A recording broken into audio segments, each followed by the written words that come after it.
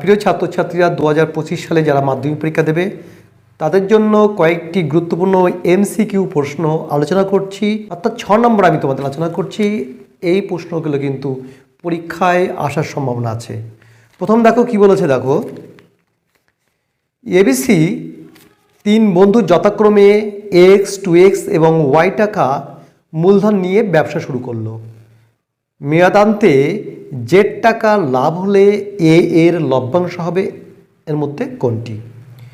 ABC এর মূলধন অনুপাত এক্স অনুপাত 2x অনুপাত ওয়াই, এটা হচ্ছে মূলধনের অনুপাত। বছরের শেষে জেড টাকা লাভ হলে এর লভ্যাংশ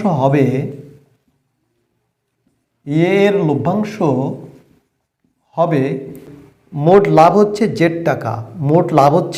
জেড টাকা, তাহলে এর লভ্যাংশ হবে x divided by x plus 2x plus y, x plus 2x plus y গুণ জেড সমান x z divided by x plus 2x plus y. তাহলে উত্তরটা হবে এর দাগ, পরের অঙ্কটা দেখো x square equal to x, এই সমীকরণটির সমাধানের সংখ্যা কতগুলি? X square equal to x, তোমরা জানো এটা একটা দ্বিঘাত সমীকরণ, অর্থাৎ তোমরা একটু সাজিয়ে লিখলে পাবে x square minus x equal to 0। এটা দ্বিঘাত সমীকরণ, এক্সের পাওয়ার এখানে 2 আছে, অর্থাৎ এর 2টি বীজ আছে। কটা বীজ? 2টি বীজ। তোমরা জানো যে দ্বিঘাত সমীকরণের বেজ 2টি, তাহলে উত্তরটা হবে বি এর দাগ, পরের অঙ্কটা দেখো দুটি বৃত্ত পরস্পরকে অন্তঃস্পর্শ করলে বৃত্ত দুটির সাধারণ স্পর্শকের সংখ্যা হবে কতগুলো? দেখো দুটো বৃত্ত পরস্পর অন্তঃস্পর্শ করেছে। দেখো ছবিটা যেমন দেখতে পাচ্ছ, এই দুটো বৃত্ত পরস্পর অন্তঃস্পর্শ করেছে এবং বৃত্ত দুটির সাধারণ স্পর্শক তোমরা দেখতে পাচ্ছ, এটা হচ্ছে সাধারণ স্পর্শক। তাহলে এ বিন্দুতে এটা হচ্ছে সাধারণ স্পর্শক। তাহলে বড় যে বৃত্তের এবং ছোট বৃত্তের কমন যে স্পর্শক, যেটাকে আমরা বলি সাধারণ স্পর্শক, তাহলে কটা অঙ্কন করতে পারবে? এরকম একটি অঙ্কন করতে পারবে। তাহলে দুটি বৃত্ত পরস্পরকে অন্তঃস্পর্শ করলে বৃত্ত দুটির সাধারণ স্পর্শকের সংখ্যা হবে একটি। উত্তরটা হবে এর দাগ, পরের অঙ্কটা দেখো বলছে থিটা এর যে কোনো মানের জন্য 5 প্লাস 4 সাইন থিটা এর বৃহত্তম মান হবে কোনটি? 5 প্লাস 4 সাইন থিটা এর বৃহত্তম মান, সাইন থিটা এর বৃহত্তম মান হলো 1 যখন theta equal to 90 degree. Theta equal to 90 degree হলে সাইন থিটা এর বৃহত্তম মান 1, তাহলে সাইন থিটা এর বৃহত্তম মান 1। তাহলে 5 প্লাস 4 সাইন থিটা এর বৃহত্তম মান হবে 5 প্লাস 4 গুণ 1 equal to 5 plus 4 equal to 9। তাহলে 5 প্লাস 4 সাইন থিটা এর বৃহত্তম মান হবে 9। উত্তরটা হবে এর দাগ, পরের অঙ্কটা দেখো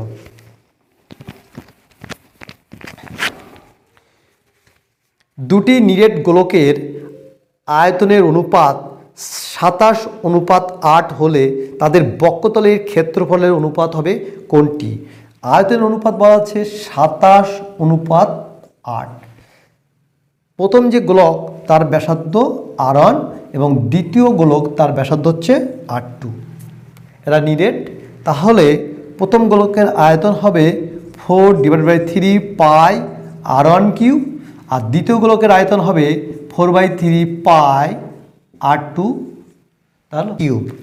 এখন এদের অনুপাত, অর্থাৎ 4/3 পাই r1 কিউব অনুপাত 4/3 পাই r2 তার কিউব ইকুয়াল টু 27:8, যেটা কোশ্চেনে বলা আছে। তাহলে তোমরা যদি এটাকে সাজিয়ে লেখো তোমরা পাবে 4/3 পাই r1 তার cube divided by 4/3 pi r2 তার কিউব ইকুয়াল টু 27/8।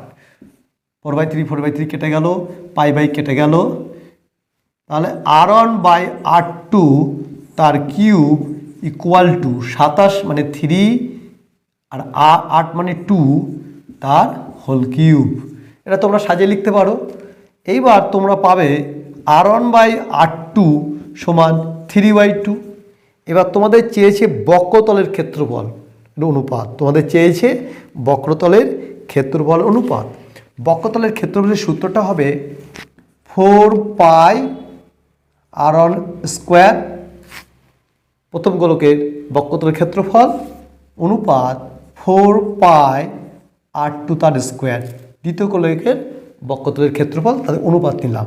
এটা equal 4 pi r1 square divided by 4 pi r2 তার স্কোয়ার, 4 কেটে গেল, পাই বাই কেটে গেল, ইকুয়াল টু r1/r2 তার হলো স্কোয়ার ইকুয়াল টু 3/2 তার স্কোয়ার, অর্থাৎ r1/r2 মানটা বসানো হলো ইকুয়াল টু 9/4। এটা সমান 9:4। তাহলে তাদের বক্রতলের ক্ষেত্রফল অনুপাত হবে 9:4, 9:4। পরের অঙ্কটা দেখো।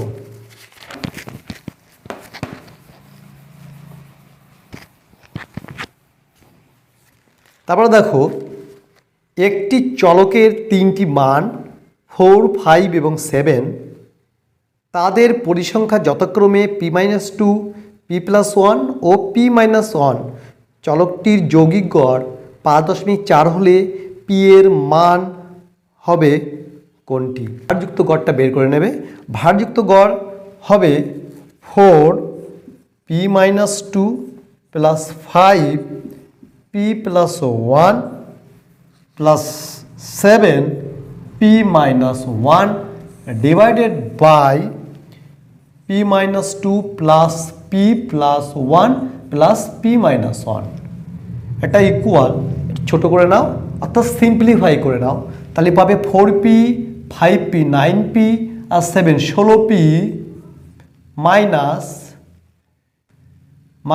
4 2 8 আর প্লাস 5 মানে -3 আর -7 মানে -10 divided by p 3p minus plus minus কেটে গেল, তাহলে -2। এটা আমরা সিম্পলিফাই করে আমরা পেলাম 16p - 10 ডিভাইডেড বাই 3p - 2, অর্থাৎ 16p - 10 divided by 3p - 2 equal to যৌগিক গড় বলা আছে। একটু আমরা সিম্পলিফাই করব। 16p - 10 ইকুয়াল 5.4 গুণ 3p - 2, এটা ইকুয়াল টু 3 4 12 2 হাতে 1 5 15 16 16.2p বিয়োগ 4 2 8 5 2 10 10.8। তাহলে 16p বা 16p - 16.2p ইকুয়াল টু -10, ডান দিকে পাঠালে হবে 10 বিয়োগ 10.8 মাইনাস 0.2p ইকুয়াল -0.8, বা আমরা পাই p সমান 0.8 বাই 0.2 ইকুয়াল টু 4। তাহলে p এর ভ্যালু হবে 4। তাহলে p এর ভ্যালু হবে কত? 4। p এর ভ্যালু হবে 4। আশা করি তোমাদের মাধ্যমিক পরীক্ষা খুব ভালো হবে। তোমরা সুস্থ থাকো, ভালো থেকো, ধন্যবাদ।